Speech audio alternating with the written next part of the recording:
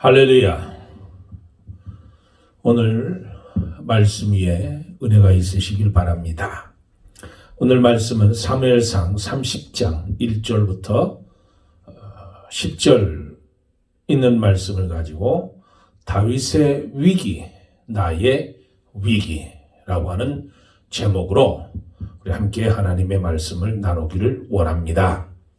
이스라엘 백성들이 출애굽을 한 뒤에 광야에서 제일 먼저 맞이한 기적이 뭐냐면, 문제가 뭐냐면, 저들이 수르 광야로 들어가서 이동할 때 한 물을 발견하게 됩니다. 목마르던 차에 그 물을 먹으니 그 물이 써서 먹을 수 없다는 거예요. 여러분, 물이 쓰다고 하는 것은 물에 독이 있다는 얘기예요. 그래서 먹지 못한다는 거예요. 마치 인생에 쓴물이 있어요. 쓴물에서 독을 내는 것처럼 우리 인간들의 마음에 쓴맛이 있어요. 독한 마음이, 쓴 마음, 독한 마음, 악한 마음, 상한 마음, 지친 마음. 로마서 3장 13절에 이런 말씀이 있습니다. 그들의 목구멍은 열린 무덤이요 그 혀로는 속임을 일삼으며 그 입술에는 독사의 독이 있고 그 입에는 저주와 악독이 가득하고. 이게 인간이에요.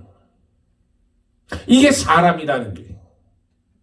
그러니까 처음 광야 들어가서 처음 만난 것이 뭐냐면 물이 쓴 물을 만나게 되는 거예요. 쓴물이라고 하는 것은 이제 30년, 40년 동안 너희들이 광야에서 생활할 텐데, 광야에서 너희들이 생활할 텐데 그때 너희 마음에 있는 쓴 마음, 악한 마음, 독한 마음, 상한 마음, 이런 마음이 먼저 치료를 받아야 된다는 거예요. 그래서 하나님께서 지시한 나무를 가져다가 던졌더니 그 쓴 물이 단물로 변했다는 거잖아요. 그래서 이스라엘 백성들이 그 물을 마실 수 있었다는 거예요. 여러분, 악한 마음, 독한 마음, 상한 마음, 이런 마음들이 하나님의 은혜로, 예수 그리스도의 성령의 은혜로 치유받고 고침받고 새로워지고 그 쓴 물에서 단물을 내는 거예요. 단 마음으로 변하는 거예요.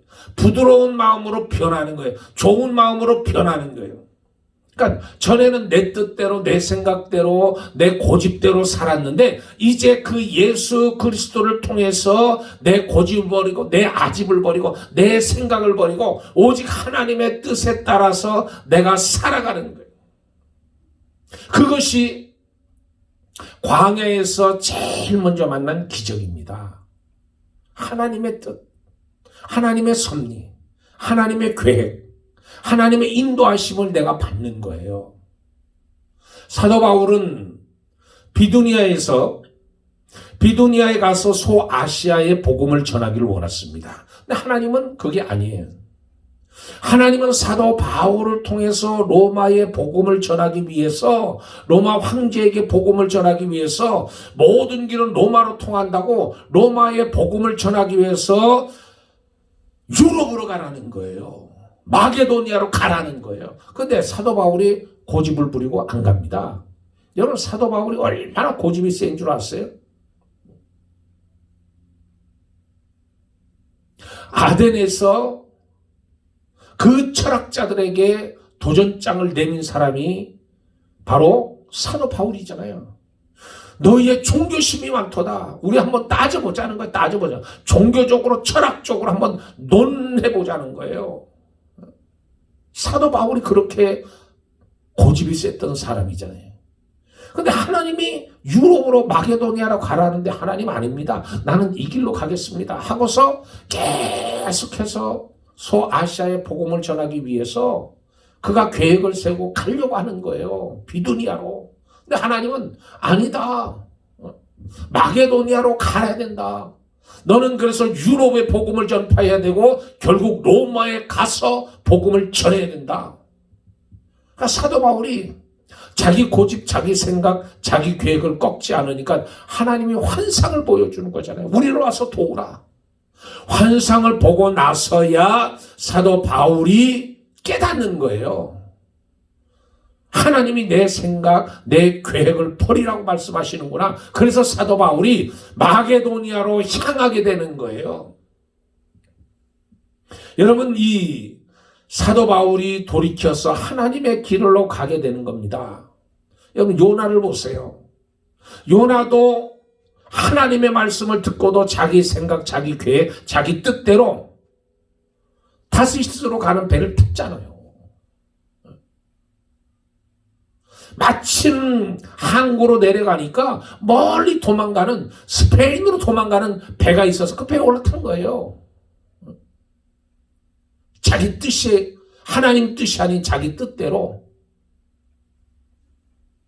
내 뜻을 버리고 내 생각을 내려놓고 하나님의 뜻에 순종하는 것이 얼마나 어려운 일인지 여러분, 지난날 한번 돌이켜보세요.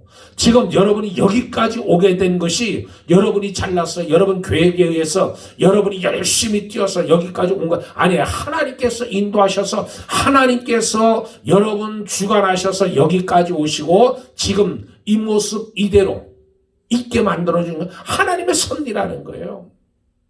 저 아프리카에 아버지라고 부르는 리빙스톤은 원래 그가 아프리카가 아닌 중국으로 가기를 원했다는 거예요. 그래서 의학 공부를 하고 학위를 따고 그리고 목사 안수를 받고 이제 선교사로 막 출발하려고 하는 그때 중국에 아편전쟁이 난 거예요. 아편전쟁이. 영국하고 중국하고 아편전쟁이 나니까 리빙스톤이 중국에 갈 길이 다 막혀버린 거예요. 그러니까 리빙스톤이 중국을 향해 가려고 했는데 갈 수가 없으니까 아프리카로 가게 됐다는 거예요. 그러니까 아프리카의 아버지가 리빙스톤이잖아요. 그것만 그렇습니까? 여러분, 이 버마의 아버지라고 부르는 아도니암 저드슨이라는 선교사님이 계신데 이분도 원래는 이 인도에 가서 복음을 전하는 꿈이 있었어요. 계획이 있었어요. 그래서 선교사 훈련을 받고 목사 안수를 받고 선교사 파송을 받아서 인도로 갔잖아요. 인도로 갔는데 인도에 있는 그 동인도 회사에서 추방을 시켰잖아요. 너 여기 왜 왔냐고. 그러면서 인도를 떠나라. 그래서 이 저드슨이 항구에 나가 보니까 수많은 배들이 있어요. 떠나는 배들이. 그래서 내가 어디로 가야 될까? 어디로 가면 될까? 하고 생각하고 기도하는 중에 배들이 하나하나 다 떠나는 거예요. 그리고 배 한 척이 남은 거예요. 배 한 척이.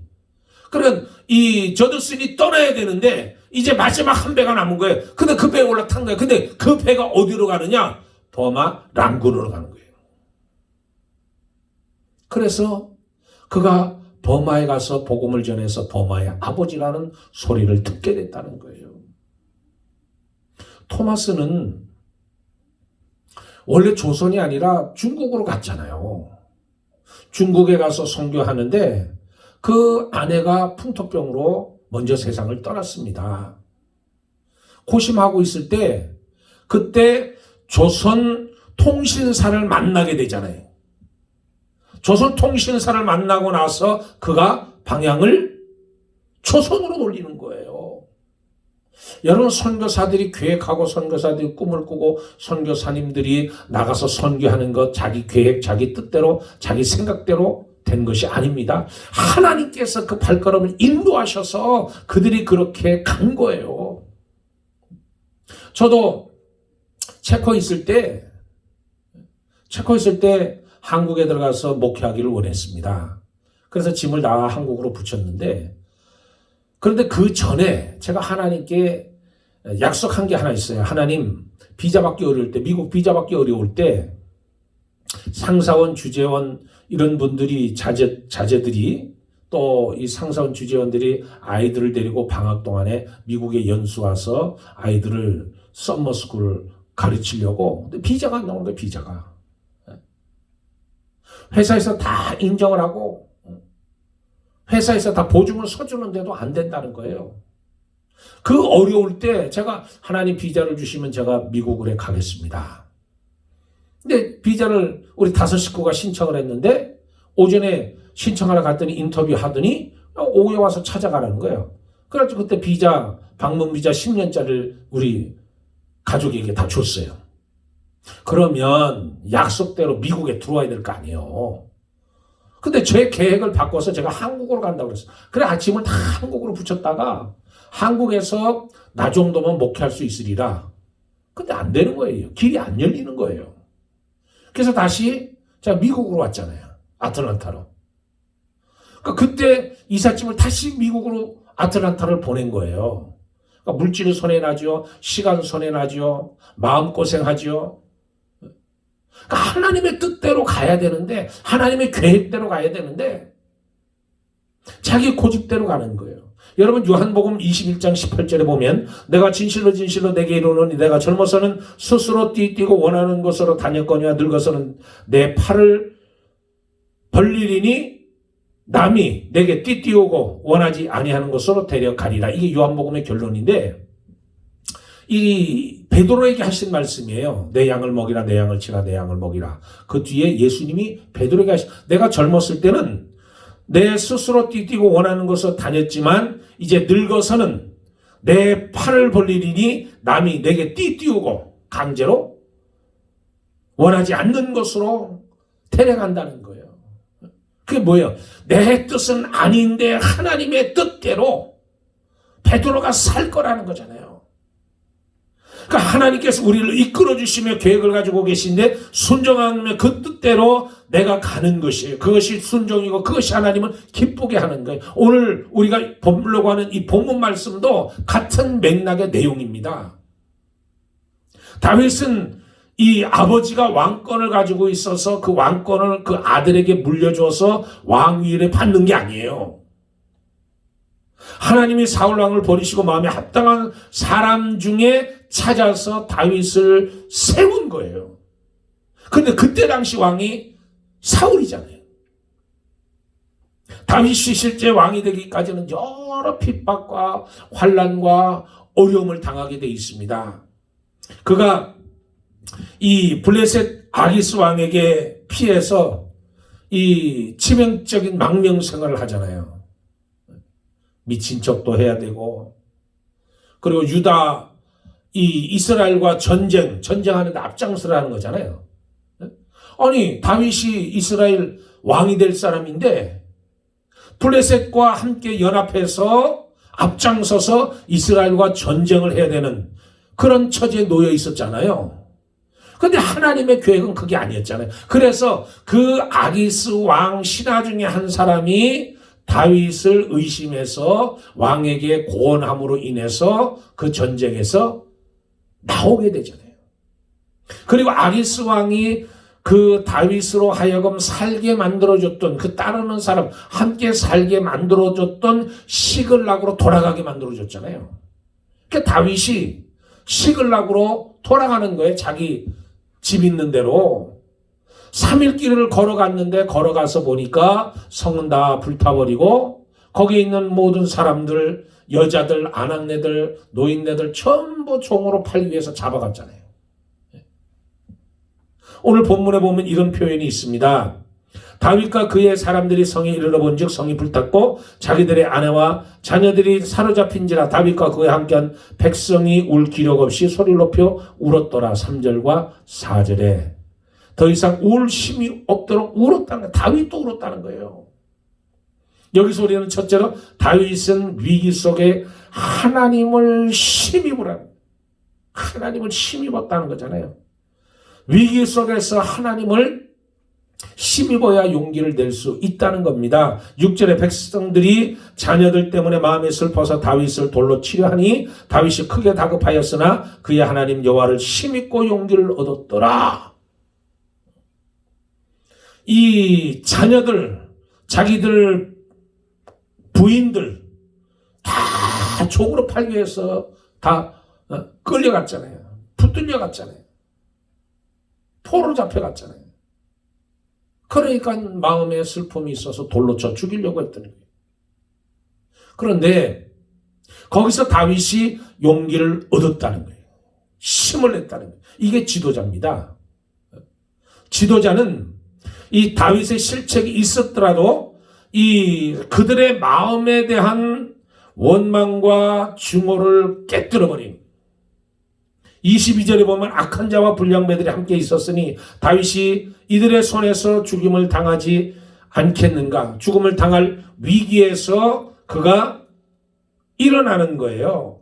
하나님의 능력으로 일어나는 겁니다. 다윗과 함께 갔던 자들 가운데 악한 자들과 불량배들이 다 이르되 그들이 우리와 함께 가지 아니하였은즉, 거기 누가 있었냐면 악한 자와 불량자들이 있었다는 거예요. 그런데 다윗이 그들 가운데서 보고 절망하지 않고 용기를 얻을 수 있었다는 것, 그게 바로 믿음. 이게 바로 신앙이 아무리 통곡하는 상황이 있다 할지라도 나의 하나님 여호와를 힘입고 다시 용기를 일어날 수 있는 것, 7번 넘어질지라도 다시 일어나는 그 용기, 하나님이 함께 하셔서 내가 일어날 수 있다는 것, 하나님의 힘을 내가 덧입어서 일어날 수 있다는 거예요. 이 위기의 시대, 하나님을 의지하는 데 있어서 저와 여러분은 이 시대의 원초적 신앙으로 돌아가야 돼요. Back to the basic으로 돌아가야 돼요. 하나님 섬기는 베이직으로 돌아가서 하나님 은혜 가운데 다시 한번 붙들고 살아가는 거예요. 오라 우리가 여호와께로 돌아가자. 여호와께서 우리를 찢으셨으나 도로 낫게 하실 것이 우리를 치셨으나 싸매 주실 것이라. 호세아 6장 1절의 말씀이에요. 하나님이 우리를 치셨지만 하나님이 우리를 구해 주시고 하나님이 우리를 치료하신다는 사실을 깨달아야 되는 거예요. 두 번째로는 나의 위기 속에서 하나님의 음성을 들으라는 거예요. 나의 위기 속에서 다윗이 선택할 여지 없이 빨리 추격해서 자기 아내와 자녀들과 이 백성들의 자기 추종자들의 가족을 구출해야 됩니다. 그런데 다윗이 하나님께 물어보기 위해서 아비아달 제사장에게 에봇을 가져오라는 거예요. 그리고 그 군대를 뒤쫓아서 미칠 수 있는가 하나님께 여쭤봤다는 거예요. 제사장 에봇 갔으면은 하나님의 뜻을 묻는 우림과 두림이라는 것이 있습니다. 돌이 있습니다. 흰돌과 검은 돌이 있습니다. 그것을 가지고 하나님께 물었다는 거예요. 다윗이 묻자와 가로되 내가 군대를 쫓아가면 미치겠나이까. 여호와께서 대답하시되 쫓아가라. 내가 반드시 미쳐 정령도로 찾으리라. 하나님이 찾은 블레셋 전장을 앞두고 답답한 나머지 엔돌의 신접한 무당을 찾아가서 이 사울은 물었잖아요. 신접한 여인에게. 신접한 여인, 하나님께 묻는 것과 무당하게 묻는 것. 다윗 왕 중에서 하나님이 누구를 더 사랑하시겠습니까? 다윗 왕은 하나님께 물었어요. 사울 왕은 무당에게 물었어요. 그러면 하나님이 누구를 더 사랑하겠냐? 하나님께서 어디로 가야? 막막하잖아요. 아말렉이 와서 다 불지르고 다 잡아갔는데 아말렉이 어디로 갔는 줄 알아야지. 근데 하나님께 묻는 거예요. 하나님께서 물으시고 하나님께서 대답해 주시니까 하나님께 뜻을 정하고 하나님께 기도하니 하나님께서 눈을 열어주셔서 뒤쫓아가게 만들어주는 거예요. 하나님의 구체적인 인도함을 받아야 돼요. 그러니까 다니엘은 뜻을 정하고 하나님께 기도하고, 느헤미야는 뜻을 정하고 금식하고 총독으로 가도록 기도했고, 에스더 왕은 하나님 말씀으로 무장해서 내가 죽으면 죽은 왕 앞에 나가는 거잖아요. 왕 앞에. 그러니까 저와 여러분은 하나님께 의지해서 나가야 돼요. 오늘 말씀 8절을 보세요. 다윗이 여호와께 묻자와 이르되 내가 이 군대를 추격하면 따라잡겠나이까 하니 여호와께서 그에게 대답하시되 그를 쫓아가라. 내가 반드시 따라잡고 도로 찾으리라. 다윗이 여호와께 묻자와 이르되, 묻었다는 거예요. 기도 응답의 확신을 가지고 하나님께 간구하는 거예요. 하나님께 부르짖는 거예요. 하나님께 아뢰는 거예요. 그럼 하나님께서 응답해 주시는 거예요. 반드시 응답해 주시는 거예요. 나는 하나님께 부르짖으니 여호와께서 나를 구원하시리로다. 나를 대적하는 자 많더니 나를 치는 전쟁에서 저가 내 생명을 구속하사 평안하게 하셨도다. 태고로부터 계신 하나님이 들으시고 변치 아니하시며 하나님을 경외치 아니하는 자에게 보응하시리로다. 내 짐을 여호와께 맡겨버리라. 너를 붙드시고 의인의 요동함을 영영이 허락하지 아니하시리로다. 시편 51편 16절 18절 말씀이 요동하지 않는 거예요. 의인은 하나님께 기도하고, 그리고 세 번째로 다윗의 위기, 나의 위기 속에서 남을 배려하는 거예요. 남을 배려하는 거예요. 여러분, 다윗이 이 어려울 때, 민족이 어려울 때 하나님께 기도하고 용사들을 다 데리고 간 게 아니에요. 일부러는 떼놓습니다. 피곤한 자, 약한 자, 갈 수 없는 자, 이런 자들을 떼놓고 나머지 군대만 데리고 쫓아가는 거예요. 그리고 이 다 승리하고 나서, 취하고 나서 또 이 얻어가지고 오잖아요. 전쟁에서 빼앗아가지고 오잖아요. 그러면서 이 나눠주는 거잖아요. 전리품을 나눠주는데, 그 나가서 싸워서 취한 그 용사들만 전리품을 주는 게 아니라 그 시그락에서 기다리고 있던 그 용사들에게도 똑같이 나눠주는 거예요. 하나님께서 다윗이 그렇게 이야기하잖아요. 24절에 이 일에 누가 너희에게 듣겠느냐? 전장에 내려갔던 자의 분깃이나 소유물 곁에 머물렀던 자의 분깃이 동일하니 같이 분배할 것이니라. 같이 분배하는 거예요. 그러니까 이 같은 이 지도자는 그것을 나눠주는 거예요. 남을 배려해서 남을 이해하는 거예요. 여러분, 우리가 이 성경에 보면 이 요한복음 19장 25절에 보면 무슨 말씀이 있냐면, 예수님 죽어가는 그 모습을 본 사람들이 있습니다. 거기 이제 4명이 나오는데, 예수의 십자가 곁에는 그의 어머니와 이모와 골로바의 아내 마리아와 막달라 마리아가 섰는지라. 여러분, 이것이 우리가 읽으면 그냥 지나가는 말씀이지만 여기 어마어마하게 큰 말씀이 여기 기록되어 있는 거예요. 뭐냐면 예수의 십자가 곁에는 3마리아가 있는 거예요. 3명의 마리아. 3명의 마리아가 있는데 그 이모는 이름이 안 나와요. 그러니까 예수님의 어머니 마리아, 그리고 글로바의 아내 마리아, 막달라 마리아, 이 마리아 3명이 나오는데, 여러분, 이 마리아라고 하는 이 말이 구약에서는 어떻게 불려졌냐면 이게 미리암이에요. 구약에는 미리암으로 불렸던 게 신약에 와서 마리아라고 불리는 거예요. 근데 그러면 이 미리암이라고 하는 이 어근이 뭐냐면 어근은 마르라는 얘기예요.